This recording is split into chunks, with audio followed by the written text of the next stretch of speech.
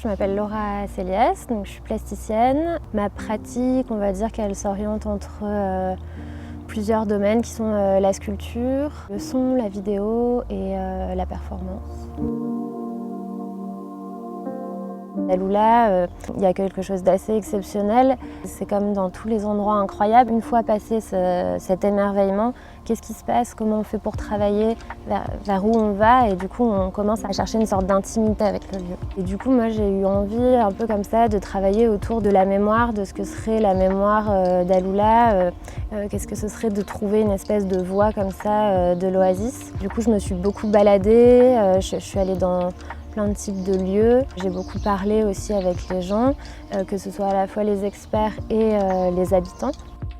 Donc j'ai eu envie de travailler autour du son et de la voix. Donc dans un premier temps, je suis allée récolter des sons, toutes sortes de sons, des sons naturels, les oiseaux, les palmiers, ma main qui va gratter de la terre. Et de l'autre côté, je suis allée interviewer des gens et je leur ai demandé si je pouvais recueillir leur voix. Et à partir de tout ça, j'ai invité une compositrice, un ingénieur du son, Mélia Roger, à composer justement toutes ces voix et tous ces sons ensemble. Donc ça a été un premier travail. Le second travail, c'est que j'ai invité un ami qui est écrivain, cette fois-ci Bastien Gallet, à venir ici passer 2 semaines avec moi pour qu'on écrive un récit. Parce que toute mon histoire autour de la mémoire, je me suis dit que ce qui serait intéressant par rapport au son, c'est d'avoir à la fois des témoignages et à la fois de créer un récit. Il y a ces deux choses. Et ensuite, l'idée, ça a été de créer une structure qui allait accueillir les sons. En fait, j'ai trouvé une très grande parabole qui est découpée en plusieurs morceaux qu'on a fabriqués à nouveau en métal pour créer un espèce d'espace où les sons allaient être diffusés.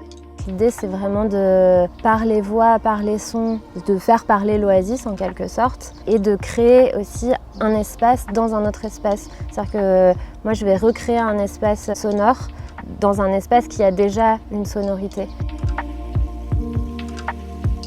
Ce qui m'a marqué ici, c'est qu'il y a une mémoire scientifique qui est en train de se mettre en place.